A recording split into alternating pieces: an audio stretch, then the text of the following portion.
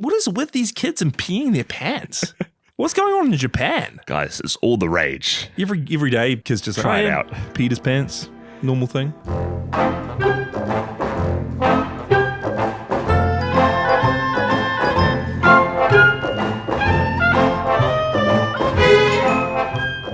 Hey everyone, you're listening to Podzilla, the podcast where we talk about Godzilla movies, monster movies, kaiju movies, Gamera movies. Hey. Gamera shows? Oh. Gamera media? Gamera short films? Short films? Yeah, today we are talking about the Gamera short film released in 2015 and Gamera Rebirth, the TV show that released last year. This is kind of the final step in our Gamera journey. I'm Jaysha Drake, and I'm here with my brother, Micah Drake. Hey, that's me. And alongside reviewing these films, as we've been doing for the last few months. We have also watched them. Yeah, we watched it. Yeah, outside of reviewing them, we've watched the films, we bought the films, and we've been doing all of this from the space station up here. That's right, the Chandler Maru. Chandler Maru. We've been marooned up here, thanks to those fools at G-Force. You could say we've been Chandler Marooned. We've been Chandler Marooned. Have you had any updates from G-Force recently? I haven't. They've gone cold. Cold turkey? They've gone cold Radio turkey. silent. Radio Cold silence. turkey. We haven't received our latest shipment of goods, but I think it'll be here in a day or so. So, Micah, here's just our little secret we could actually let the listeners in on, because G-Force doesn't monitor this podcast. It was in our Yeah, they shoved us up here and then left us to our own devices. Yeah. They monitor our calls, not our podcast uploads. We're planning a grand escape, P-fans. Yeah, we'll keep us on the down low. Yeah, so don't go spreading it around. Don't go sending any whistleblower emails to G-Force. We're planning an escape, and we're going to let you know how you can help. But stay tuned. There'll be codes throughout the next few episodes of the show. And we'd really appreciate it if you listen closely, take some notes, and help us out. All right? That's enough on that. You're going to need to play your part. So keep those ears opened. Ears open, please. Wide open as they can be. Take inspiration from the monsters in A Quiet Place. Please. That's how open I want them to be. I don't want your ears to look that ugly. Those ears look dreadful. Ears look terrible. Have you ever looked inside someone's ears? Gross. I was looking at my cat's ears the other day. And I was like, what is this weird knobbly bit? This weird see-through skin. Cat's ears might Veins be in the your ears. worst animal ears, honestly. Why does it look like that? So yeah, actually, cat's ears, terrible, but be like a cat in this instance. But yeah, all that aside, and on the down low, we are talking about Gamera Rebirth today. But before that, why don't we just talk a little bit about Gamera, the 2015 short film that came out, was showcased at a Comic-Con, I think, in 2015. It had Daiei's stamp of approval, like, this is a Gamera product. So I imagine it's almost like the Godzilla short films that they've showcased at the G-Fest. Yeah, or even like Godzilla Band and stuff. Like, they're made by a production company, but they have like the pull of the major franchise owner.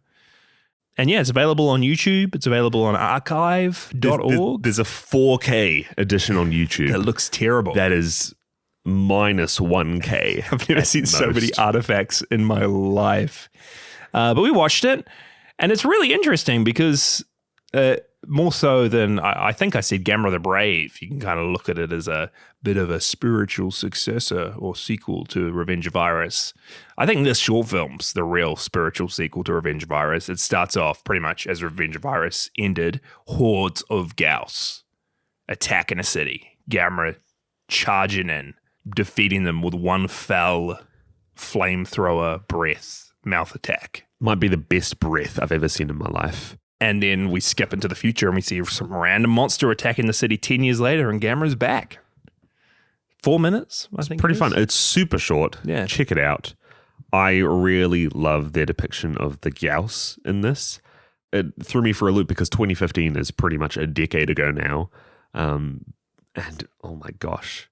It's pretty crazy. I forget that a decade ago, CGI is actually starting to look, not even starting, it's looking real good. It's looking good, especially, there's a lot of burnt Gauss in this. There's a lot of Gauss getting your eyeballs squashed out. Yeah.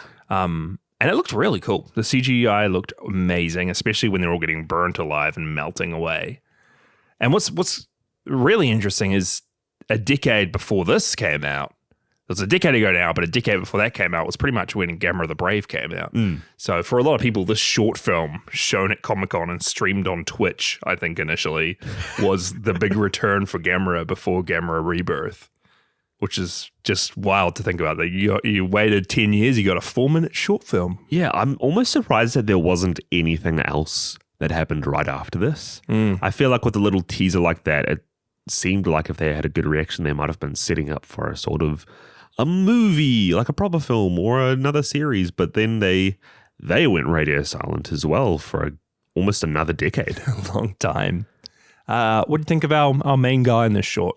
He's cool. We don't hear his name at all. Unnamed kid. But there's this kid who is running from the destruction in the city with his dad, and his dad kind of saves him. What a dad. Does a sacrifice play, and he gets eaten. What a dad. Hey, if you stop running, no dinner. Keep running, I'll buy you ramen.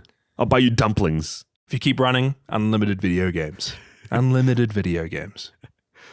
We need a dad like this. Yeah.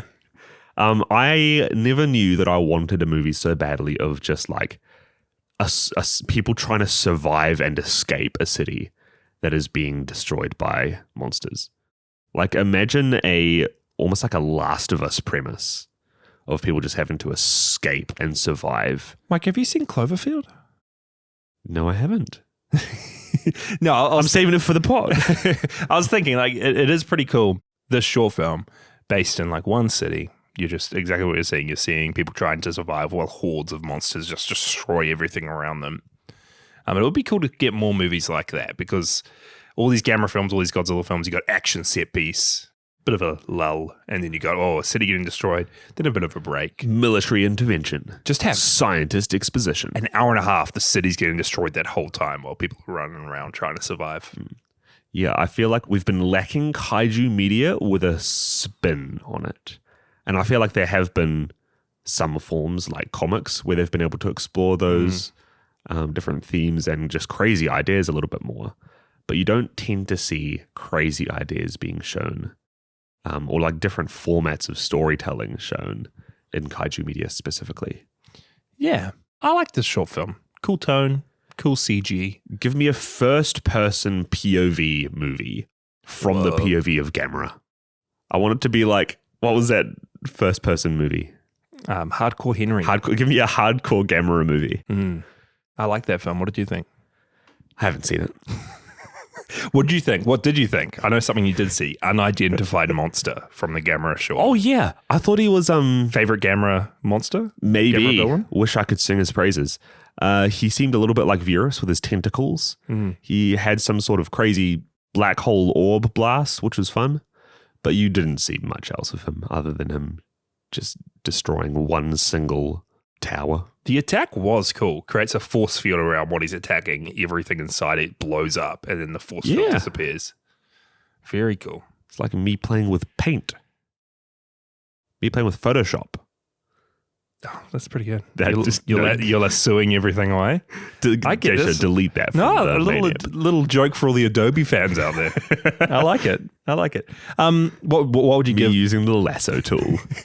What would you give Gamera 2015 if you had to give it 5 missed dinners? If you had to rate it out of 5 potential dinners you'll miss. It's fine. I feel like it was cool for a short film. It had some great little seeds of something greater. We saw Gamera do like one attack. Yeah. But other than that, it was pretty... You're always left wanting more. Bare bones. Very bare bones. Very skeleton. I'll give it a 3 I'm dinners. With you. No, I've missed 2 dinners, so I'll still have 3 dinners remaining. Whoa, we're both going to eat 3 dinners because we've missed the other 2. Yeah. Love it. Check it out. It's free to watch. Gamera looks cool. Gamera looks cool. The monster designs in this are genuinely some of my favorites. Yeah. That shot, Gamera's shell, is just panning up to him. You feel the scale. Iconic. That was that. Mike, you got anything else you want to talk about before we Gamera Rebirth? I did see our Discord today. A lot of Planet of the Apes chatter. It's starting back up. People are revisiting the Planet of the Apes well and realizing how great it is to bathe in. How the cleansing well of Planet of the Apes. You can bathe in that well. I'm not going to drink from it. Micah, Planet of the Apes, Tim Burton, Helena Bonham Carter. Thoughts? When are you going back? When are you watching it again? I've seen it once with you. Yeah. I remember it as being all right. Mm-hmm. I probably wouldn't watch it again unless you roped me into a Planet of the Apes marathon. Unless we covered Planet of the Apes on Podzilla. Planet of the Pod? Oh, Planet of the Apes month. When are we doing it? Planet of the Apes year. Planet of the Apes year. Next year, guys. We just put a pin in it. Potential. 2025, the year of Write it Podzilla, down. the Planet This of is the good Apes. stuff. Write it down. Write it down. Good stuff. I also, another tangent. I also got the pleasure and privilege of watching Mothra in theaters the other week. Oh, serious? Yeah, I was down traveling for a work trip, checking out local theater listings like I do, seeing which movies are playing, and Mothra popped up, and I went and saw it. Very small boutique cinema. There was me and an elderly couple sitting way at the back behind me. I was going to say, how many other people were in the cinema? Not many people. Oh, man. But I had the time of my life. I loved Mothra. That Mothra Revisiting movie is it? a good movie. Oh my goodness. The main guy, I forget his name, but he's so funny. He's so good. This main guy who's like gets faced with 10 henchmen for the evil dude. He's like, don't worry, I got this. And he just beats them all up, pushes them downstairs. The peanuts? Oh, the peanuts? Yeah. The colors in this movie? I think it might be revisiting it. Might be one of my favorite kaiju movies. It's getting to the point in the pod where I really want to revisit a lot of the stuff we've seen. Hear me out. Put a pin in it. Next year, 2025, Podzilla restarts from the start. Put a pin in it. Put a pin in it. We're eternally stuck in the loop. I would actually love to do episodes every once in a while when we revisit movies. Maybe put it out to like a PFan vote out, audience vote. What movie would you like us to revisit? But then they're just going to say GMK every single time. And we're going to end up covering King Ghidorah, Mothra. What was that movie even called? Mothra, King Ghidorah, Godzilla. Godzilla, Mothra, King Ghidorah. That's right. Baragon isn't in the title. All Out Attack or something. All Out Attack. You know they'll just choose that every month. We're just going to watch that till the day we die. They're going to punish us. Forcing us to watch that trash. Forcing us to do it. No, I liked it. It's a good movie.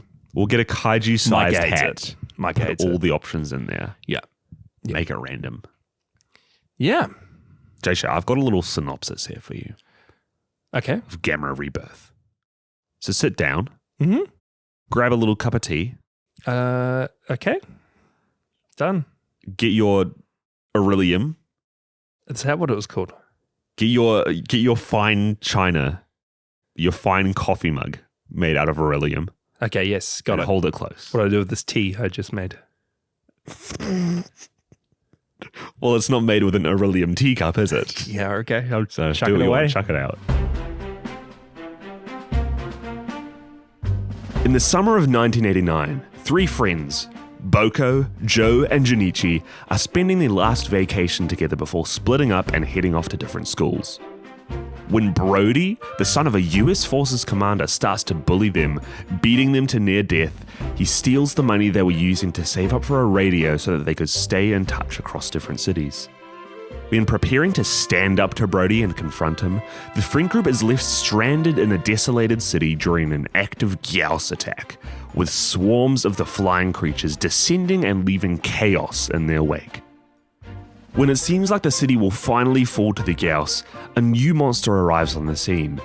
A giant turtle, not unlike a trapped turtle the friend group had saved from a nearby river earlier. The forces of the US and Japanese military, the charity organization the Eustace Foundation, and a mysterious cult-like faction all end up vying for a power struggle while more and more giant monsters appear out of nowhere and start threatening the country of Japan. All the while, the children seem to be at the center of the ongoing kaiju attacks, with Gamera stepping in to protect them at the last second. But could there be more reason to his actions than meets the eye? The summer of 1989 suddenly becomes the summer of kaiju, and none of the children will be left unscarred at its end. The summer of kaiju. That's what they actually call it in the description and promo for the show. Do they? Which The is a summer really of kaiju. cool name. That is pretty cool. Just a bit of background as well around Gamera Rebirth was that this was the first full-scale production of the Gamera franchise since Gamera the Brave in 2006. And it's also the first Gamera production to be released during Japan's Reiwa era, which is very interesting. We're officially in Reiwa Gamera right now. And technically the only, because nothing Gamera related has come out since. Although this did come out last year, 2023. Yeah, so it's still year. very new. Very recent.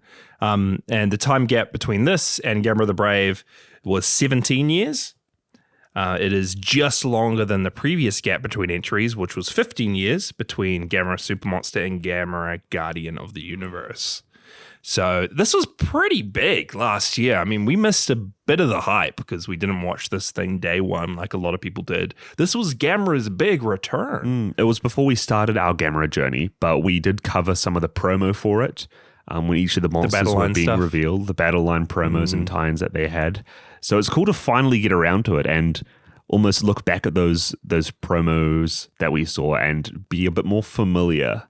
I remember as they revealed each of those kaiju, I'm like, oh, cool, Gyaos is going to be in this. Yeah, the whole thing was Gamera versus 5 kaiju, and people were like watching and waiting for the next kaiju he's fighting to be released, which would have been pretty cool in hindsight to be involved in. Yeah, and since there haven't honestly been a lot of Gamera movies and media since the early Showa eras, and even since the 3 movies of the Heisei era, this was the chance for a lot of new and like fan favorite monsters to finally have their like designs remade and with a new little spin on how they looked. So I remember when the promos were coming out, like every time a monster was revealed to be in the show, they also came with a sick new design. Like I remember seeing Giron and being like, flip. Fully Giron looks redesigned. awesome. Yeah. Man, Virus doesn't even look like he really did in the original. It's so cool to watch the show after there's been such a huge drought of media in the fandom. Yeah. And also so cool to watch after recently, specifically watching the Showa era, like being familiar with all these monsters and how they initially appeared, and now seeing these completely redesigned versions of them for years and years and years later. Pretty cool. So how do we want to tackle this show? There were 6 episodes with 45 minutes each. Yeah. So you could binge it in 4.5 hours? 4.5 hours. Do you want to start off talking about our cast? Yeah. We've got our main 3 kids. The main trio, the 3 friends. These 3 friends, Micah. Boko, Joe, and Junichi. These guys. Joking around, running around. These boys, these 3. These 3 boys. Your classic kids. They're fun. We have Boko, who's kind of like the protagonist here. Yeah. Later on, he's the kid who starts to have a little bit of an affiliation with Gamera as like the quote-unquote, protector. Yeah, I'd call him a protector in this. He bonds with Gamera in some way that he's feeling his pain. Yeah. There's reasons for this that get revealed later on. Yeah.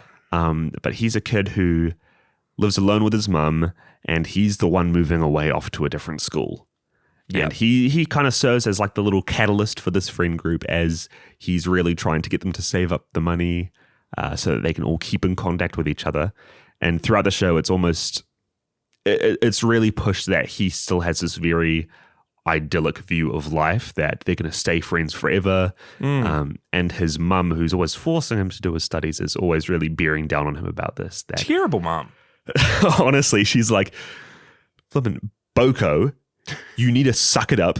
You're not going to be friends with these guys after you leave. Boko, back up Face your the ideas. reality of life. No one stays friends after school, Boko. I'm like, what BS is that? I'm friends with all my friends from school.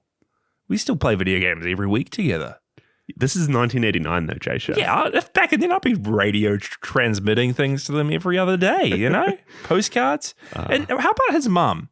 Not even asking him how his day's been. She just comes home and she's like, Boko, did you see my new ad on TV? Did you remember this moment? Yeah. Boko's just at home lazing on the couch. This ad comes up, and it's this real like experimental. All persons are unique. A color for each one. And he's just rolling. I didn't even know what the ad was trying to advertise. He's just like, oh. Then she comes home and she's like, did you see my new ad, Boko? And he flat out lies. He's like, I haven't been really watching TV. I just got home. Good on you, Boko. Good on you. Good on him. Piece of trash ad. This woman, Micah. We also have Joe. Yeah. And Joe is, he's almost like the older kid here. He acts as the big brother of the group. As we find out, Jasha, that his mother and his sibling died in an accident. What's his little brother's name that died? Toto. It's not Toto. It's Toto. It's not Toto. I think I think it's a nickname. I think you're right. Yeah, they definitely call him Toto. Yeah. Let me fact check this. I'm 100%. You don't need to fact check it. I'm confident. Cool. We'll stay with that confidence. His brother's name's Toto. 100% confident in that. And they died, and he kind of sees Boko as another kind of way to be close to his brother, or he sees Boko in the same light that he saw Toto, and kind of wants to be like an older brother to mentor for him a little bit. Teaching him to ride his bike, smashing up all the bullies for him. Peeing their pants. Peeing his pants to stave off the bullies. Yeah. Joe, and dude, this show and kids peeing their pants. Can we just take a break? Joe pees his pants. So there's this big story about Joe peeing his pants. That's how they became friends or something to start with. This whole show starts off and Junichi's talking about needing to pee their pants and needs to go outside and pee somewhere because they don't want to pee their pants. Later on, the bully like pees his pants in front of them. We visibly see been knocked out. What is with these kids and peeing their pants? What's going on in Japan? Guys, it's all the rage. Every day, kids just try it out. Peed his pants. Normal thing. And Joe's also got a bit of a hard upbringing as well. He lives with his dad, who, since the accident, has been real absent, just watching TV and drinking all day at home. So Joe's having to make the money, be the breadwinner of the family. And then we've got June, who's the smarty of the group. He's always reading his monthly Moo magazine. Yeah, the monthly Moo. He's always up to date on the current tech and the happenings of like the scientific community. Geeking out about aliens. And the big thing with June, guys, is that he is actually a girl.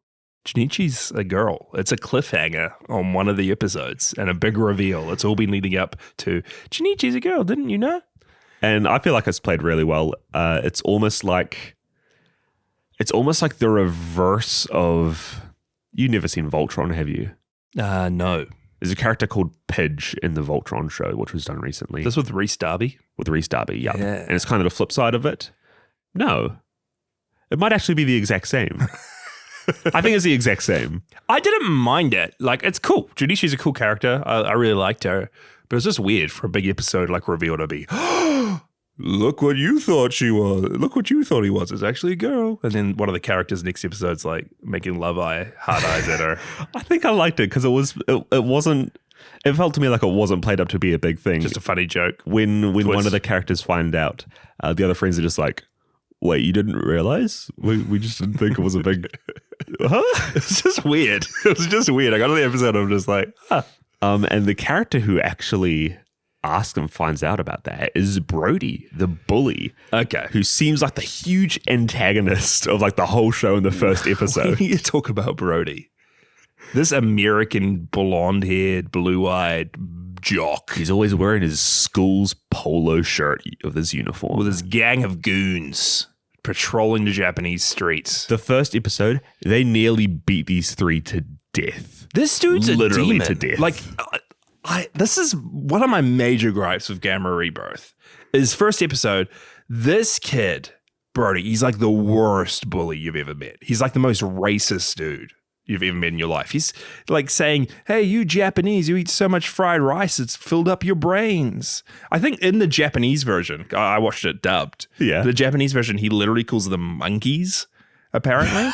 And he's swearing his head off at them. There's another thing during this scene. Big words for a kid living in Tokyo. Right? This whole like first fight with Brody was when the kids started dropping F-bombs And I was like, flip, Gamera? R-rated Gamera? Yeah, there's so much like swearing and blasphemy in the show. And it creates this real weird tonal difference, which we'll talk about later. But like, I find it so funny that for what has classically been like a show that's geared, a show and a franchise that's geared more towards kids, like you wouldn't even know that it has swearing or is like rated anything higher than PG until like the end of this episode where it's just like all happening all at once. And again, I don't know if I hated it. Like I kind of liked it. It had an edge to it with these kids, and especially the gore which comes in. Like the monsters are killing people in like crazy ways, and I thought it was great. But this Brody guy, he's irredeemable. He's literally irredeemable in the first episode. And in episode 2, he's part of the gang. He's making jokes.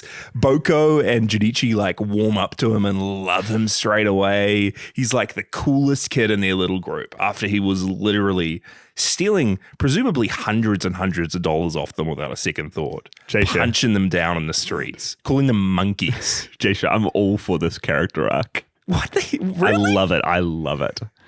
It's like they try to do a Steve Harrington thing with him. Yes. From Stranger Things. Yeah. Especially because in like one of the episodes, he literally picks up a baseball bat and he puts on like football body armor. Yeah. And he's like leading the group. He's the big hero of the group. And I was like, it's Steve Harrington, but to me, it just felt undeserved because of how terrible he was at the start. Yeah, I liked the redemption, but I feel like it just left so much unsaid because he was literally just punching these kids and leaving them on the side of the road pretty much to die, making death threats. It was crazy, man. It was crazy. And then another thing that happens later on is they do something weird with Joe's character. It's like a switch is flicked in one episode, and all of a sudden Joe doesn't like Boko anymore, and he doesn't really like the group, and he wants to hit out on his own and get away from all the stuff. And then everyone loves Brody, and Brody's the hero, and Joe's the one acting weird and bad. And Jaysha, this makes so much sense. Oh my God. When Brody starts to become like the de facto leader, the big brother of the group, Joe didn't like Joe it. sees that as an affront to himself. But then Joe's just acting like an ass. Everyone's just, what are they doing? Because Brody's trying to be the jock here. It makes sense. I just want Boko to learn how to ride a bike. What are we doing? He will. By the end of the season, he will. Those are the main characters. Then there's also Emiko, this girl scientist who is helping them out. The kids form a connection with the kaiju, and she's like helping them out alongside. There's James Tazaki. Yeah. Or Tazuki. And they're the other two like adult characters. And you have some like other side characters. You have Brody's dad, who's in the military, who you see from his perspective a lot. You get like a couple tank drivers who pop up very occasionally. Yeah, I like them. But other than that, that's pretty much our cast. And another major gripe with this show, and I think it's not a hot take. Everyone says it, and I think everyone unanimously agrees, is that the human characters look terrible. It's super unfortunate, the animation they use for the characters in this, because a lot of the backgrounds just look stunning. I love like the hand-drawn, meticulously animated landscapes and backgrounds in a lot of the scenes. But when it comes to the human characters, they just look so rough and so stuttery almost. It's like something's off with the frame rate, or frames are skipped, or it just looks cheap. I think that it's always really off-putting right at the start. I really warmed up to it by the end, but it does take a bit to get used to the fact that the characters are animated in, like you said, a very inconsistent frame rate. It's just weird, They try and make it. Great example is like recently Miles Morales in the Spider-Verse movies, how he starts out like on a much choppier frame rate, which would be fine, but then in different scenes it changes, so it makes it feel a little bit awkward. And yeah, the art style is very like Dragon Quest, if you know that series at all. Yeah. Japanese RPG series, which is fine.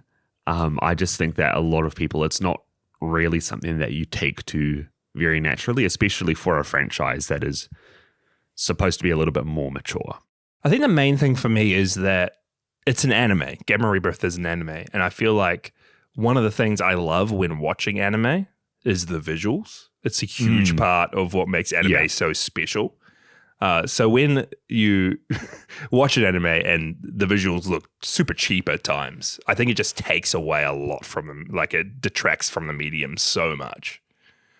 Which I just thought it was unfortunate. It really just suffered because of the animation style for me. I get it because doing it this way, they've got their models for each character. It's so much cheaper, rather than hand animating every frame.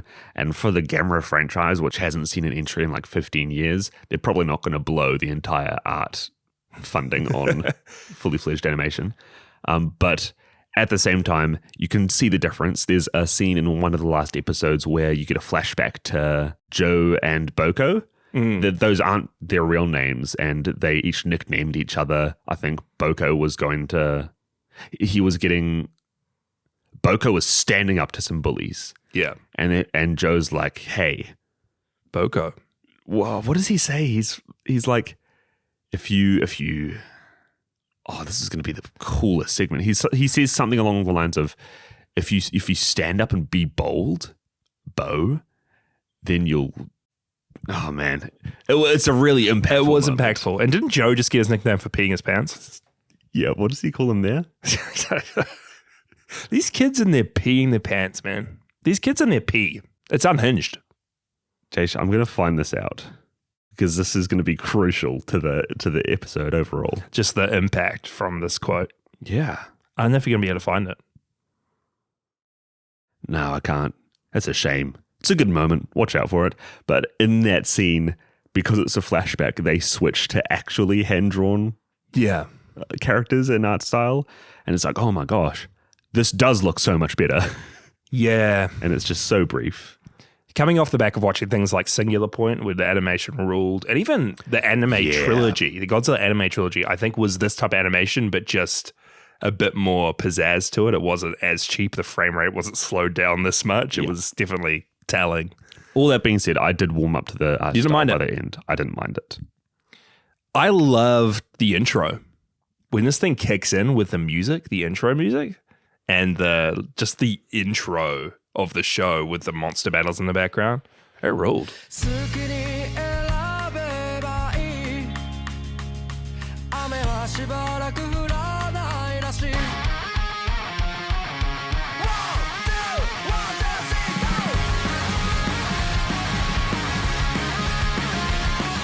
Ending on Boko's face as he sings the last words. The opening and ending credits are really cool songs. I love them.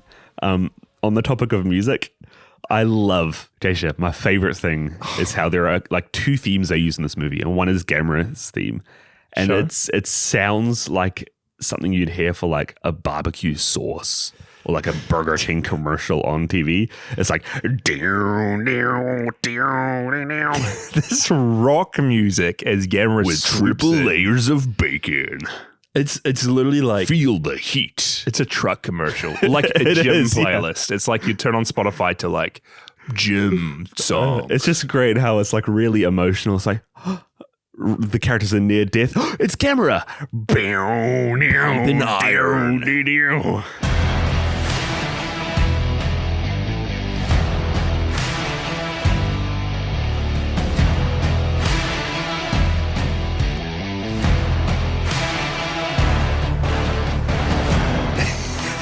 So bad. Like, guys, it's great music. It's just so crack up whenever you hear it. Yeah, that was crazy. I think the score overall was really good. I love the music in this. That one was just weird. Should we talk about the monsters and then maybe just go freeform and do some other bits and pieces? Yeah. Gamera.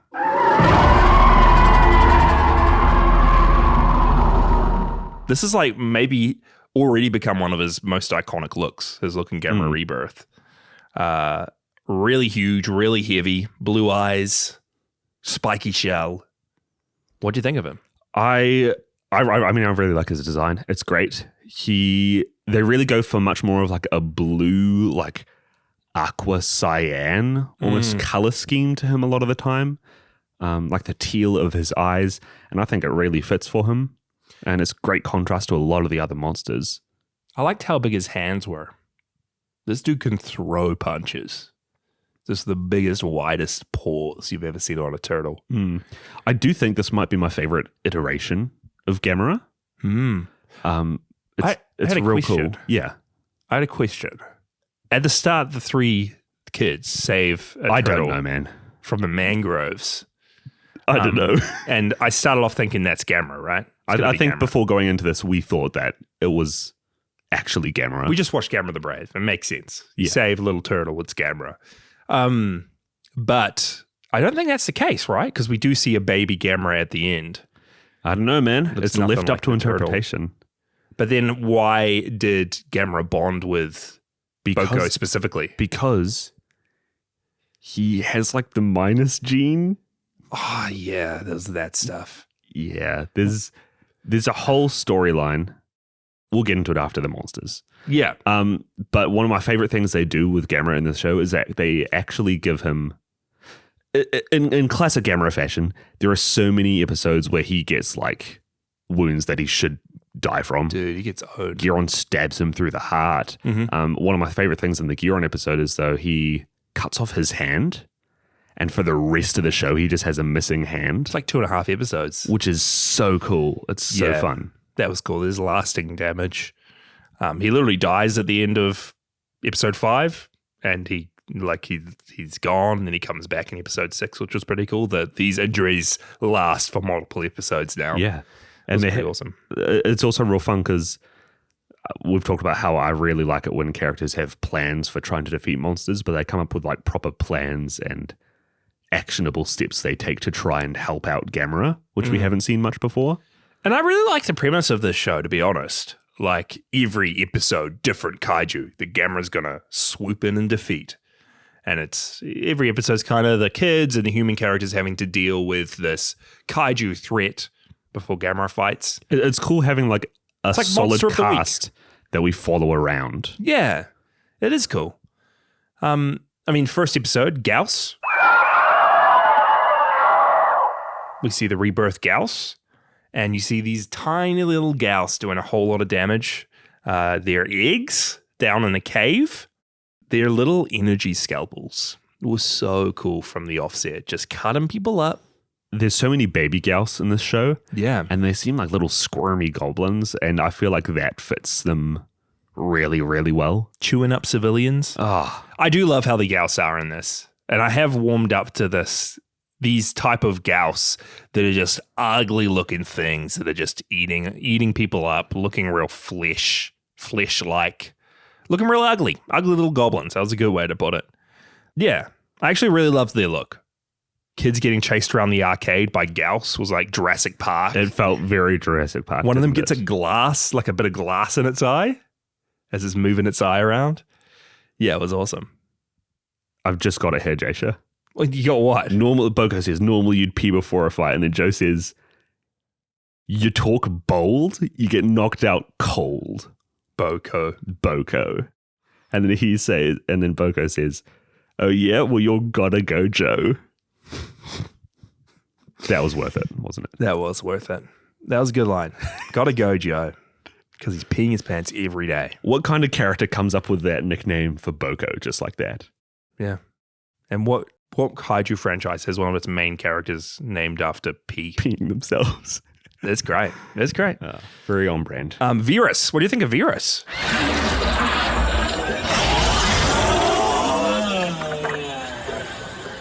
Virus is the little squid. Yeah, it's a good guy. Virus is great in this show. He starts out as this like kaiju that's been dead and mummified for 100,000 years. You see him from very early on. He's like the first kaiju they discovered in this world. Yeah, and the first kaiju that they've actually been able to catch and keep. Yeah. Virus is the kaiju that is in the second to last episode, but he feels like the most Cthulhu-like destructive force. To me, he felt like the most powerful monster of the whole show. The way they used him was very otherworldly. Like even from the outset when, is it a mine shaft or a cave? He's just following people with his tentacles through the cave. Slowly moving in, sucking up dudes here and there. And it happens in an episode where the characters are trying to get onto the rocket to go to the moon, which is a whole thing. They go to space. And Virus ends up trying to like reach out to them with their tentacles, misses, and then he like sets himself up and like changes parts of his skull and body, and some of them like pop out. He ends up transforming himself into this like energy artillery cannon, and it becomes his whole thing that he's this like electromagnetic kaiju, which is such a cool idea. I love how much they repurpose and like change a lot of these kaiju's power sets. It felt like the end of Shin Ultraman, all the Vera stuff. This weird otherworldly alien thing in space. Yeah, 100%. And then he ends up like being able to manipulate gravity, so turns himself into this flying umbrella, which looks epic. Crazy. It's a real cool like space. Oh my gosh, I don't think I've watched like a mini kaiju media where there's a proper kaiju fight in space. In the vacuum of space. And it's cool that there's Gamera, Virus, Kids and the rocket. parties in the spaceship as well. And there's this whole dynamic there. It's a really emotional scene. Virus getting cut in half. Yeah. That's Gamera's, not in half, in like 4 pieces. This is Gamera's signature move in this show, I feel. Just cutting these kaiju in half. Honestly. Jiger? Jiger's all right. Yeah, Jiger's good. Again, this is with some of the gore cam. Some scientists look down at Jiger and just get their heads like impaled with... from Jiger. Gamera defeats Jiger by setting his hand alight and just pushing it up through him. Yeah, exploding his hand. Burning him to a crisp. Gamera's final kill moves He's unstoppable. are so good here. He's like the Superman of kaiju. Anything you think he can do. If he dies, just get some of that one crystal. Yeah, he can And come he's back right back from up. anything. Can do anything. Jiger's fun. I like how they redid Jiger's design for this. Looks great. There was Zigra? Who I felt like was the weakest of the bunch. Probably my favorite of the bunch. Really? I think Zigra is the weakest of the Gamera Showa era villains. And the weakest movie. Weird design, again, looked terrible when it was standing on land with its 2 feet. Which it doesn't do in this show, thankfully. It kind of stands up, or it comes onto land like this, but it looked a lot more natural in keeping his form. But I quite liked it, this like underwater, fast-looking stingray thing with just a super long tail. I love this thing about him. He's just sending this tail into Gamera. Yeah, I thought he was a big glow up for me. I like cool. Zigra. That's cool. That was a fun episode in itself when Zigra's attacking all the ships out on the ocean, and then comes up onto the mountainside at the end. Real smart. Makes you appreciate like the versatility of Gamera, how he's able to have land, space, and underwater fights. It is awesome, and it's reflected in his villains. And then there's Giron.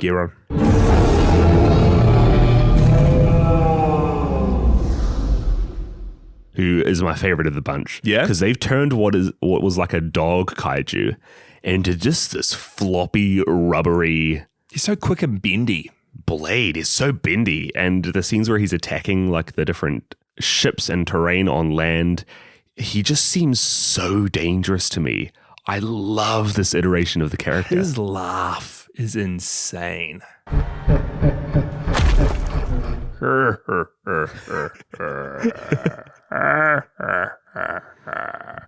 Yeah, I liked him. Fully metal. His mouth was real cool. How that like came out of the blade. Yeah. He was great. To be honest, I don't think it was a bad kaiju design of the bunch. No, I think they were so... It's so hard when you try and reiterate and give a fresh paint to a lot of old kaiju, but they were so... It's hard to say faithful because they didn't stick to the designs, but they really improved on a lot of them, I think. Jiger might be my least favorite, just because it doesn't really look like Jiger. Like, I think that's the one that kind of, I don't know. It didn't really look like Jiger, was just a bit of a boring, fully red design. But I still thought it was good. Just wasn't my favorite. But they did a really good job of fully redesigning these things while keeping faithful to the original. Yeah. And then there was the Gyaos as well in the last episode. S-Gyaos. S-Gyaos, which is one which has been like genetically tampered with to make it last super long. It just becomes a super crazy design. I thought he looked sick. I have had a gripe with Gyaos in the past because he's like hailed as Gamera's arch nemesis. Yeah. And I just don't think he fits it. I would rather Virus be the last. You didn't like kaiju of this Escaus show. as the final. It's a fine monster, but it doesn't seem like the penultimate grand threat. That being said, Escaus's design was super cool. I just loved how huge he was. There's a shot when he's just like sitting in the water and everyone's trying to attack him and he just looks so looming and huge. Yeah. And the one thing I really loved about him is they gave him this like tongue attack where he just whips out this huge tongue, sticks it into the back of Gamera's throat. Pulsing stuff. And then he ends up like passing along some virus to him, which ends up reverting Gamera's DNA back to how it was. But all the monsters here are super cool. Gamera straight up evaporates Escaus. Thanos snapped. What is he doing? He's fully like his shell just sending him into the dirt. Yeah. Gamera's insane. Yeah. A few real quick shout outs to the monsters as well. Like Giron had almost like Halo Elite mandibles that snapped open. That's a good call out. Escaus at the end there had this really cool like, I don't know, he'd call them flaps on the side of its head. Super good. But yeah, Gamera especially has some real cool attacks and scenes. They make him seem a lot like, they make him very mobile, almost like how Bowser is in a lot of the Mario games recently, just full on charging. But some of his final moves are great. He ends up going into his like UFO spinning form. And when he's fighting Giron, flies around a bunch and Giron's trying to dodge. And the final kill for that is he goes towards him. Giron jumps up in the air. Gamera stops underneath him, turns sideways so the blade is like vertical and then just slices up through him. So cool. Did you have like a favorite Gamera moment, I guess? I think it was just that final kill on Escaus. Although I did have a gripe with the Escaus fight overall and just with Gauss in this show and maybe just in Gamera in general, because whoever's making the show seems to like pick and choose when the Gauss scalpel beam attack is like actually does damage. Because there's times when it's cutting people's limbs off and even cutting Gamera's limbs off back in the Showa era stuff. And it happens a lot in this. Gamera's getting cut up and injured, and then all of a sudden at the end, Escaus does it to Gamera, and Gamera doesn't even take a little cut. That's because he was blocking it with his shell. Yeah. That's what I tell myself to sleep at night. But I do love how they've doubled down on making Gamera's like big ability his fireballs. Like that's the classic Gamera ability, which is just something that came out of the Heisei era. And it's used so frequently in this show as well. It's like his main form of attacking almost. It's cool to differentiate because, I mean, classically Godzilla has atomic breath or fire breath. Gamera had the same, but they've really changed it, which is nice. Yeah. Great cast of monsters here. Yeah. Oh, and we forgot one. We forgot about baby Gamera. Toto. It's Toto at the end, right? It looks like Technically, Toto this is from Toto. Gamera the Brave. Gamera's back at the end. Yeah, there's a little bit of sequel bait. It's a lot. There's an after credits. One of the things that happens in the show is when we have viruses fighting out of space, there's a whole emotional scene where there's some escape pods and they're malfunctioning and the sorry for the swear, guys. We try to keep it PG here. Just following Gamera Rebirth's footsteps. It's very appropriate. Where there's a very emotional scene in the space shuttle and they're trying to escape, but the escape function isn't functioning, it's malfunctioning. And Joe has to like go into the pilot seat and detach the shuttle from there. So he has this big sacrifice moment. Yeah. It was really emotional. It Joe was. dying. I just didn't really care about his character that much by that time. Again, I love Joe at the start. Joe's like my favorite character. I love Joe at the start, but there was that weird bit in the middle again when he just gets so angry at everyone and he's bossing and yelling at Boko, and it just seems like black and white from what he used to be. And I get that Brody's kind of taken his position. He's kind of upset. It would have been cool to see him like get back to his normal state a bit more, though. But he goes from just being angry and unlikable to sacrificing himself. And it's kind of like, oh, that's sad, but I didn't really like the way you were acting right there, Joe. You've been dumb for the last 2 episodes, bro. Like, man, you'd suck if a friend sacrificed their life for you.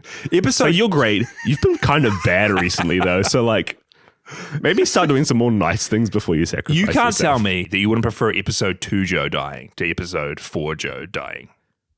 Episode 2 Joe. I'd prefer it if Joe didn't die at all. Yeah, I guess. Well, he doesn't. Yeah, it's revealed in a post-credit scene that Joe is alive somehow. Which I don't like.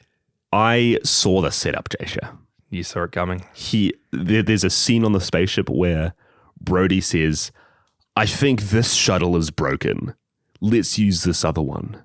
It was a clear setup. I was waiting for the reveal to happen. It sucks. Did you expect it? Yeah, I knew it was coming. I was waiting for it. I thought it would happen sooner and like he'd come back in the final episode, but it's the after credits. But again, I just feel like it was pretty emotional him dying, so I would have preferred it didn't happen at all. Yeah. But to be honest, where the show got me was just with Boko's storyline. Because by the final episode, I really felt for the dude. Like, Joe's dead. Gamera's dead. Kaiju are destroying the world.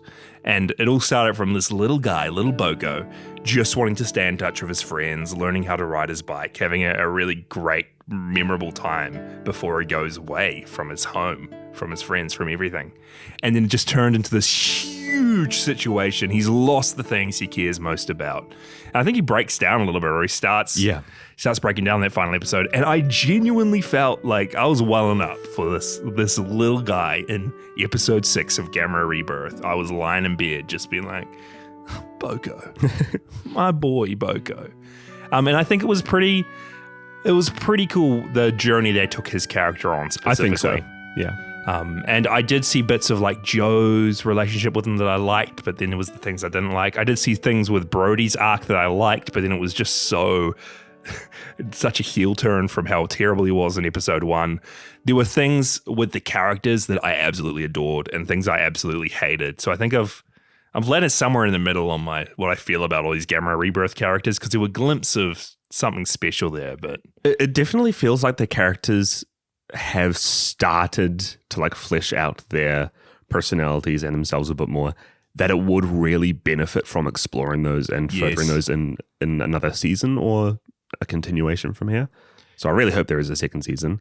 But on that topic, I really love what they did with Boko. One of my favorite, I don't know if you'd call it a trope, but like themes in media is when you have these young characters who are forced to confront growing up. Yeah. And where there's like a very distinct point at which they have to kind of like, they have to realize that life isn't just fun and games and learning how to ride your bike and staying in touch with your friends. And they fully got that like on point with real this show. Real effective in this, yeah. I know like another kids show. I don't know if you've seen Gravity Falls at all. No, I've heard good on things. Disney Channel, but super great show. That theme is also very present in there as well. I just love it whenever it pops up. Yeah, and I just wish I was more on board with the ensemble to even be a bit more engaged with it. Because even Junichi, like, she starts to have a bit of an arc where she's so nerdy and everyone else starts to kind of hate her for it, and she seems like the outcast, and she starts bonding with Emiko. But it feels like that's all wrapped up just because she's a girl. Like, what else happens with her in those last 2 episodes? Yeah, Emiko has one conversation with her that's like, man, these guys do make some snarky comments and think you're weird a lot of the time, but they're still here. And then Junichi's like, man, I guess that's right. They've stuck with me. Everything's all right. What the heck? Junichi just like, I wanted something else with her. I think one of the hardest things that this show does is, and I think they failed to do it, is they tried to balance having real childlike characters and themes with mature themes and growing up alongside a really gory and dark story and swearing and like themes of the parents as well. The tone's just a bit weird the whole way through. Yeah, which like it makes me think that if they do another season, would it benefit from like seeing the characters like a year or two in the future when they've grown up a bit more? Did you find that it just felt kind of weird the whole way through? The tone was weird, and that's exactly it. Like, there were some real emotional moments that I really enjoyed, and then the next minute they're peeing themselves, for an example. Like, it's just like funny joke, funny story, heaps of banter, real dark, serious like storyline. And it happened with the characters as well. Like Emiko's character, this girl that's working for the Foundation, the big evil like syndicate. The Eustace Foundation, yeah. Eustace Foundation. Emiko, for the first half of the show, she's like their best friend. She's this real trustworthy guy and a mentor for them. And then all of a sudden, again, like a switch flicks, and she's like the most evil. Like the episode starts, and all of a sudden, like you can tell as a viewer that she's just completely changed, and all of a sudden she's like colder in her tone, and she's reacting to people way differently. And there was no build up for that. It's literally just the episode starts, and she's acting completely different. It's meant to be like this big character reveal. Like, oh my gosh, she's the bad guy. They tried to do like a Metphys with it from the Godzilla anime trilogy. Yeah. But I think they completely failed. Yeah, and it's hard because she does seem like quite a cool character early on. She's so nice. And instead of being like, oh my gosh, my world is shattered because this character is now bad, it ends up just being, oh, they're bad now. That kind of just undid the good that she did. Yeah. And yeah, there's this whole theme, and it's kind of what the last 2 episodes is about.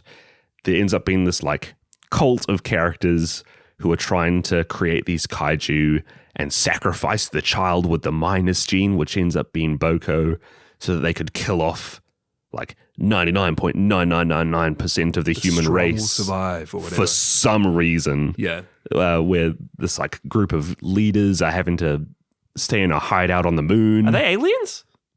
I don't think so. There's a point where Junichi's like, well, this thing could be alien. And then Emiko's like, maybe that's a good theory. I was like, it's a little bit weird. What do you think of... But it's real cool in that last moment where Gamera's like final act is just shooting a blast through the moon. That was sick. Just seeing them sitting in their little safe room getting decimated. They're like, we're safe now, sipping from their wine goblets. Yeah.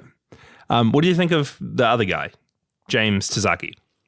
Oh, yeah. I didn't actually know what I feel about him. Neither. He's a weird character, like, because he starts off as a strong force who's like, again, this authority mentor figure almost for the kids. And he seems kind of comedic and funny as well. But then he like easygoing. He changes so much. Like he quits his job and then he comes back to his job and he asks Emiko out on a date. And then like, again, she's seeming so lovely with him. This is so great before she completely switches. In like the 3rd episode on the ship, he has this whole arc of like, he's very claustrophobic and he's doing anything to try and escape, and he goes very crazy. And then the next episode, he's very like stoic and very apologetic and then very hardened. But what's with... But then he also really wants to fly a helicopter.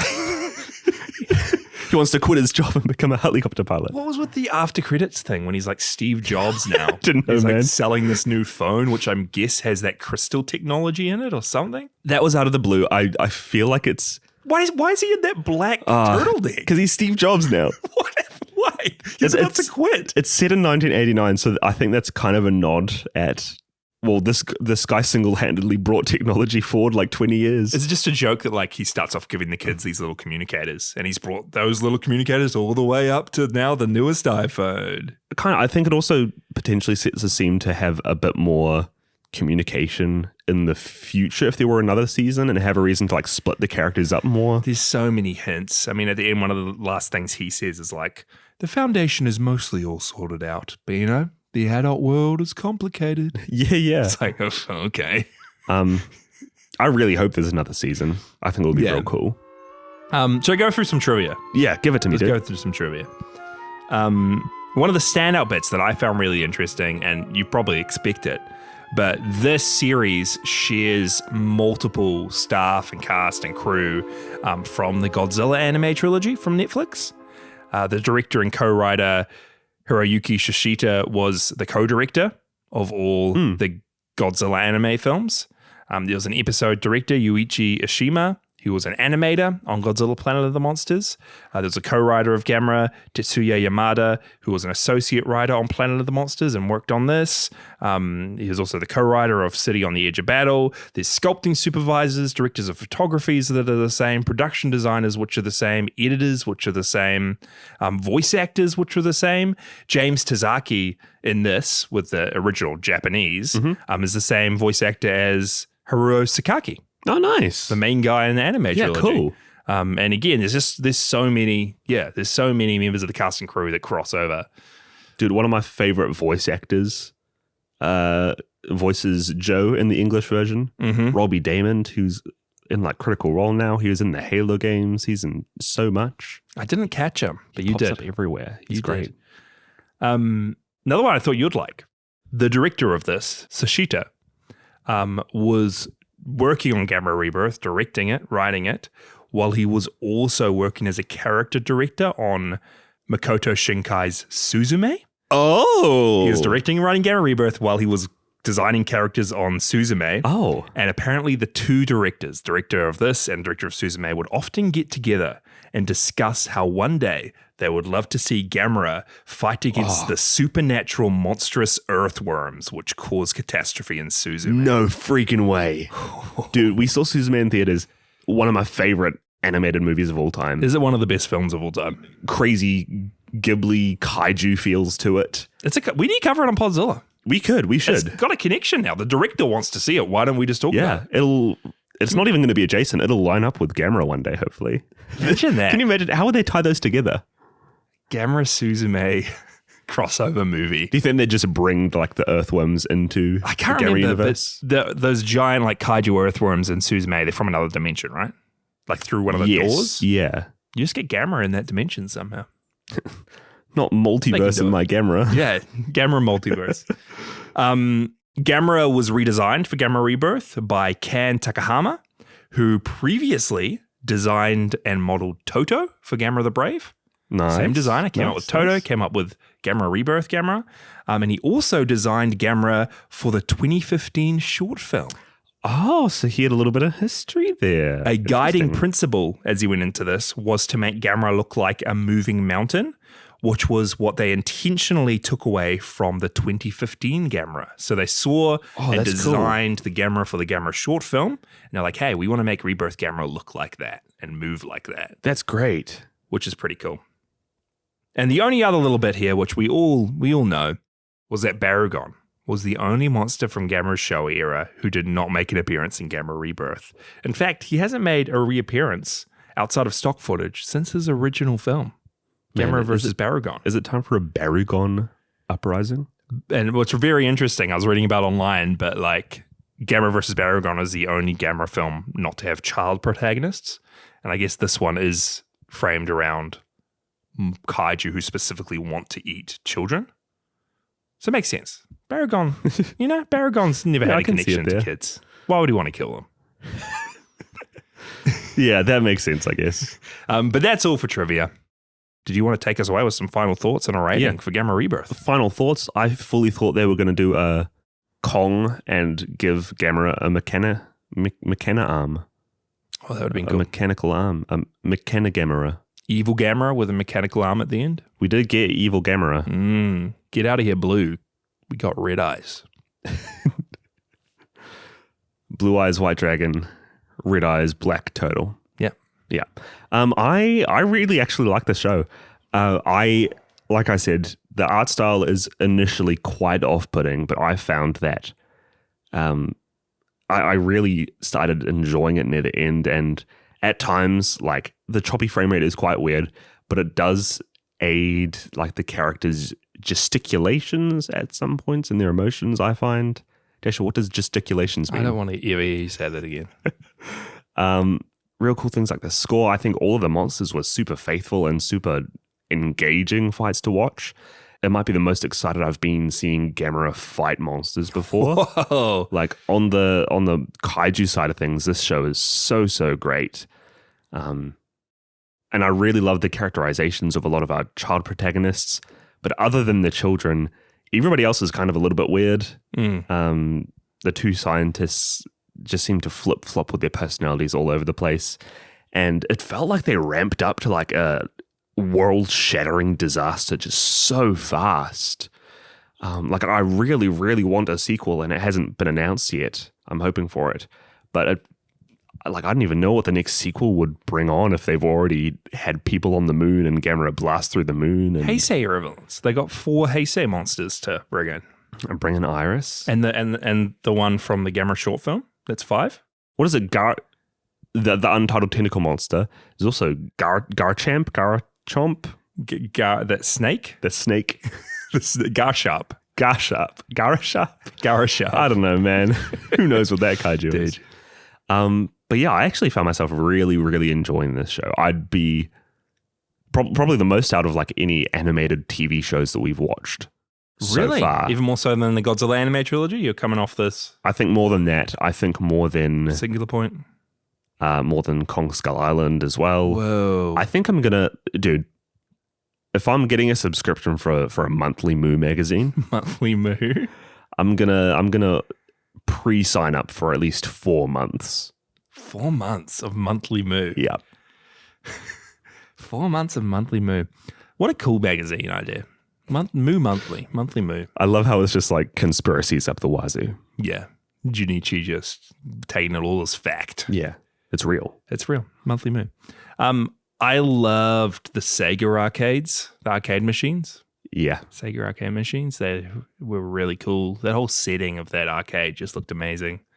I love seeing arcades. What happened to Brody's friends? Yeah, that's what I was going to ask, because did I don't think they died, or else Brody should have been sadder. But there was a line that the Foundation were like escorting another group of kids on another ship that got destroyed by man. Zegra. So I'm wondering if that was his friends. But I don't know. They were crazy. They randomly disappear, and he's all of a sudden with this gag. It is funny how, like, as well, this governmental organization just takes these children along everywhere. These kids were just, what's going, in which world? In which world is the government being like, okay, these super high-tech, top-secret communicator devices, you guys just have one each. Yeah. And we're just going to take you on this boat through this water to some random facility. Makes sense. Son of a US commander, child with the minus gene, super smart girl who creates all these plans. And dude who pisses his pants. Yeah. That's what he's known for. There's some real stupid stuff. There's like Junichi coming up with an idea, and she's like, okay, maybe we should check out this location. Look on the map right here. And she's already circled that location with arrows to it, even though it's like she's coming up with it on the spot. She's just a fast drawer. She acts before she even thinks about it. What is this horse business, Micah? They're trying to get somewhere fast, and then they put their hands together and they're like, let's give each other a hand to form a horse. Yeah. And then Junichi jumps on top of the three boys. And what the heck is this forming a horse business? They run with her at normal running speed. But is it because she's not tired, running? she's out of it, So yeah. she's got energy when they get to the place? I've never seen this before in my life. I saw this and I'm like, wait, I need to try this out. I've never seen this. When they were talking about forming a horse, I was like, They all knew what it was. What Is that the going norm in on? Japan? Is that how you see kids just running down streets in Japan? you go down streets, kids are either forming horses, 5 horses going past you, peeing peeing their their pants, or just beating up foreigners. Maybe all 3 at once. That's what Japan's like. Going to the arcade. The Gamera theme in the end credits of the whole show. Did you hear that? The guitar, like acoustic guitar. Yeah, it's an acoustic version. Gamera theme.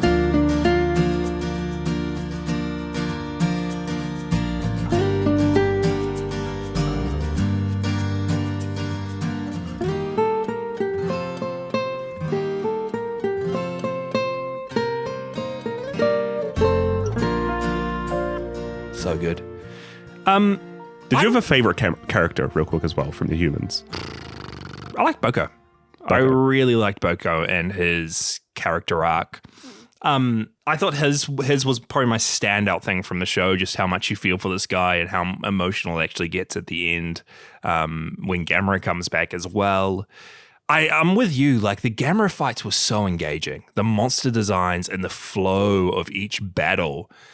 Most of the Showa era Gamera stuff, it just feels like 2 dudes punching each other a few times, shooting a few beams, like a lot of kaiju media does. But they were able to take it somewhere I didn't know they could take it with this. Like, it was just so stylized in its action. Every fight was so different and unique to the last one. And I really, really love this idea of monster of the week Gamera with like. Yeah, I probably just need to watch more Ultraman or something, but like a different monster with 45 minutes gets to completely show off their skills and abilities. Gamera swooping in. I think that it uses the art form of animation to its fullest. Like, you can't get that type of fighting as easily, if not at all with like proper live action suits. Yeah.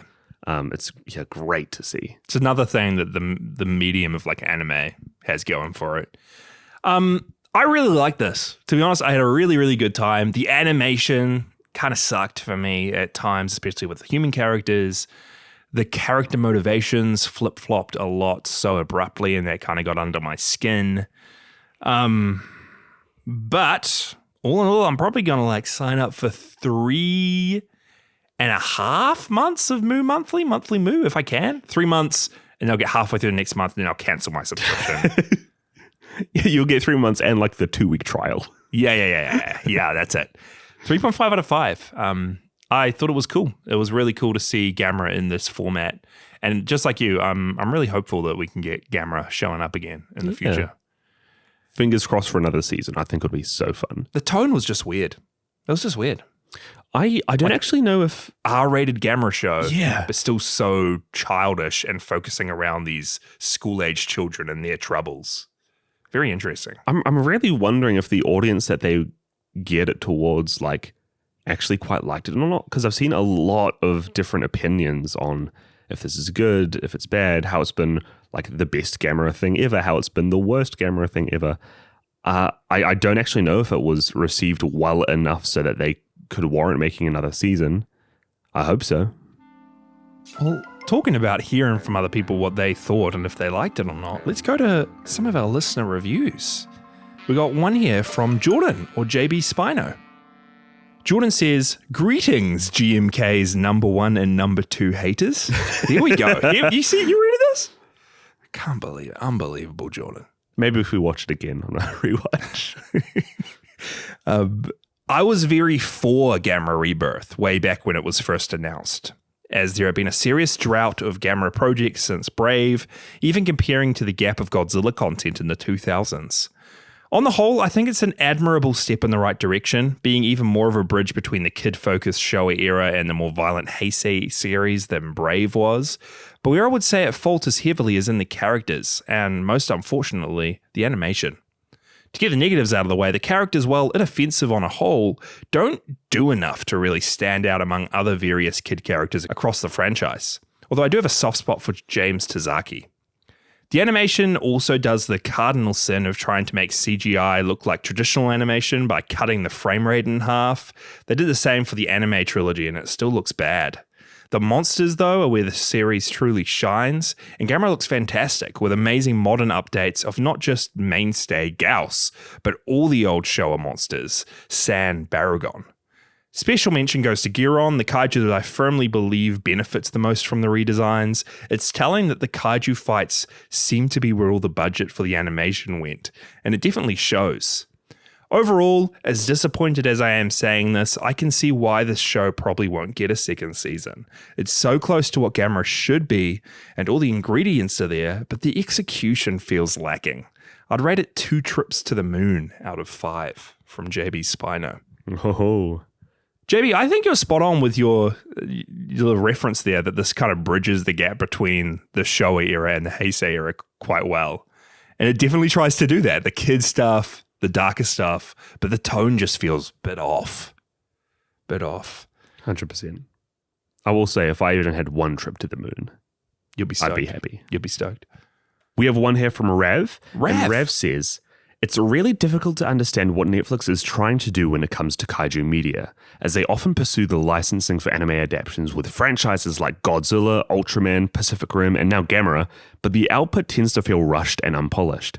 There's a certain level of respect and appreciation granted towards legacy characters and lore, making it difficult to write off an adaptation as completely uninspired, yet they somehow manage to miss the general vibe every time, leaving me scratching my head, wondering why they wanted the rights so badly if they were just going to fumble the IP this hard. Rebirth is hardly an exception. In fact, I think it's the worst perpetrator of them all.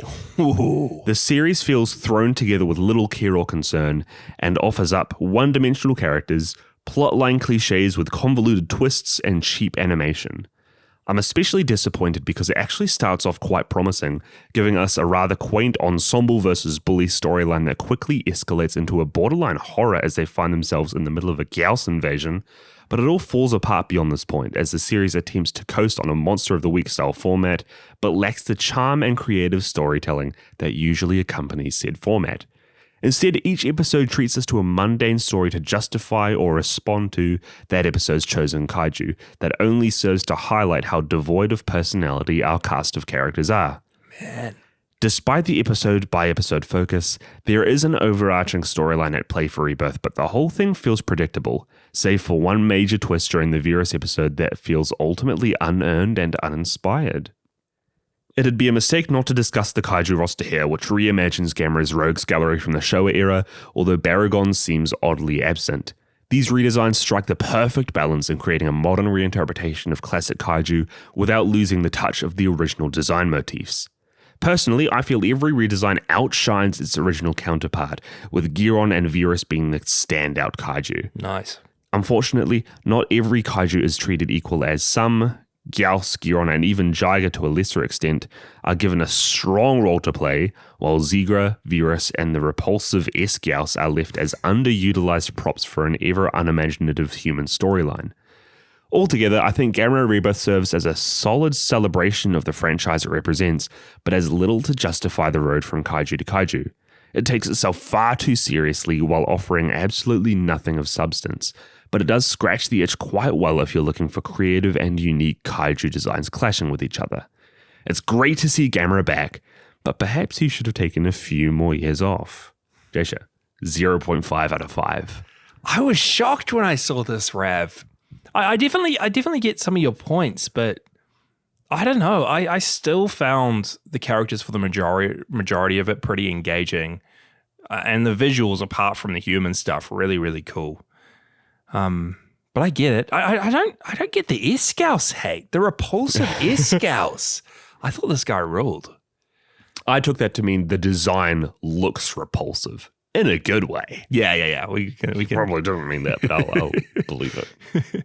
I might go even so far to say. Go on. Do I dare go this is going to be the hottest take. No. It was just like, out of the shows we've watched recently, right? The Skull Island, the Godzilla anime trilogy to an extent, Godzilla Singular Point. Like, I don't think there's a bad one of the bunch. I really like them. And though I do agree that the animation style does feel cheap, and it's a bit weird how Netflix is just churning a lot of these things out, I still think there's a lot of charm to them, and they do act as celebrations. I think this in particular, like, it is just really cool to see them put love and care into redesigning these classic Gamera monsters and pulling them together in a cohesive story. Yeah, I really like it. I think Singular Point might be my least favorite from the bunch, which is the best animation. I really wonder if we just have so many different TV shows and kaiju media now that at this point it does feel like it's churned out. Because, like, if we saw this on a Saturday morning, we would be watching this week by week, waiting eagerly for the next episode. Peeing our pants in anticipation. Thanks for the review, Rav. Love reading your thoughts, man. Last review here from Greg, G. Kira. And Greg says, Gamera Rebirth was a chance for the Titanic Terrapin to come out swinging after being absent for so long. Unfortunately, it was a swing and a miss. The series has more than its share of problems. The story leaves a lot to be desired. After Gamera the Brave showed Daiei finally figured out how to perfectly integrate kids into a Gamera story, they dropped the ball completely here. All the characters, especially the children, are boring and uninteresting. The story was bungled? Bungled is a word. Greg, you had me scared there. The story was bungled as well. We spend 4 episodes watching the show try to make mountains out of all these molehills of children's social issues. Meanwhile, kaiju just appear one after the other with no real plot developments given as to why. Only in the 5th and 6th episodes do we finally get some sense as to what's going on, with massive lore dumps that end up being pretty nonsensical and full of plot holes and questions, but it's too late. If they'd advanced the story through the series, we might have come to care about it, but waiting until the climax of the show, it's a mistake. Another huge point of contention is the animation style. This specific type of CGI graphics were outdated even when Godzilla Planet of the Monsters came out back in 2017, and 6 years later in 2023. It looks even worse. The humans are very poorly rendered with poor detail and move very stiffly. I've seen better movement out of characters in mid-2000s video games. The only real upside here are the kaiju. Gamera looks awesome, and the Showa kaiju redesigns are very nice. The battles are also usually well done, with the standout being the Gamera versus Gearon fight. Unfortunately, this series has more going against it than going for it. Hopefully Gamera can recover from this like he's recovered from so many other vicious beatings, but I give Gamera Rebirth 2 Aurelium crystals out of 5. Ooh. And for Gamera 2015, the short, there's not much to say about it. I like the special effects and the Gauss design was great. Having the one guy get eaten was neat, though I'm pretty sure Gamera's Fire Blast attack caused more deaths than the Gauss did. I just wish there was more of it to see. 3.5 exploding eyeballs out of 5. On the short film, it's so funny how at the end of that scene where Gamera blasts all the Gauss, there's a title card that says, "And no one else in Tokyo survives." This little kid, the only survivor in Tokyo. We saw people running with him. Maybe Gamera did just kill all these people. He rebuilds the civilization because 10 years later, Tokyo is like skyscrapers. They're in the future. It's just all him. And he'll do the same again. I definitely get your thoughts, Greg, of like the series just moves so much in those last 2 episodes in terms of lore that it was pretty crazy. And to be honest, a lot of that was definitely nonsensical. That's probably where it fell apart for me the most with those last 2 episodes in terms of that overarching story. And what I loved about the show was just these guys, right? These friends. I just love the story of friendship and wanting to stay together against all odds and ultimately losing each other kind of throughout it all.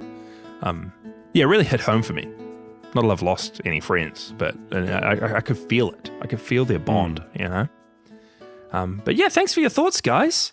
And we got good news, everyone. P-fans. Next week, we're not covering a movie. We're not covering a show. No. We're doing a Gamera retrospective.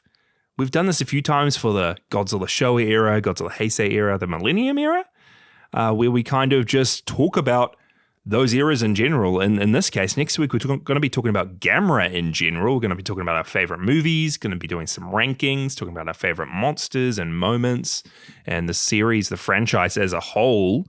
And would love to hear from you guys. Check the link in the show notes. We've got a link to a Google form there where you can send in your thoughts. Vote towards your favorite Gamera movie, your favorite Gamera kaiju, maybe the best Gamera kid. Oh, that'd be a fun one. Yeah, there's a whole lot of things to vote on. And we'd also just love to hear your general thoughts on the big old turtle. If you wanted to send us a brief email or a voice message sharing your overall thoughts on the Gamera journey, or giving us any questions or throwing any theories our way, wild stuff like that.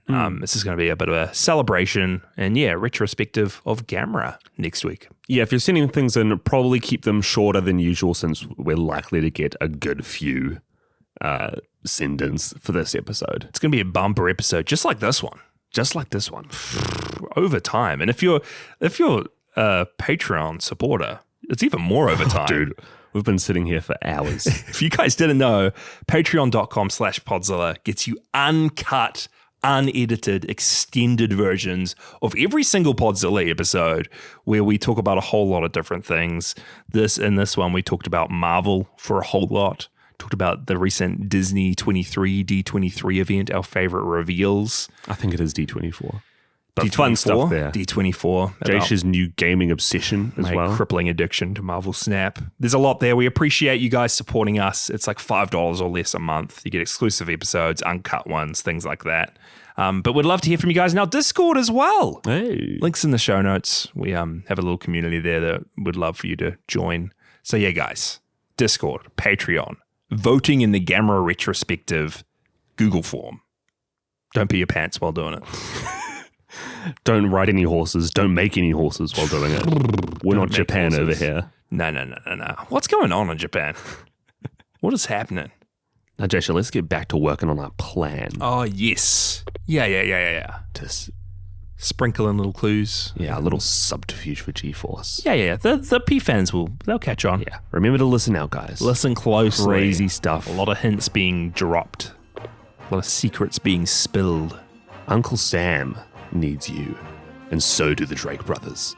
Who's Uncle Sam? He's like the American dude. America, just as bad as Japan.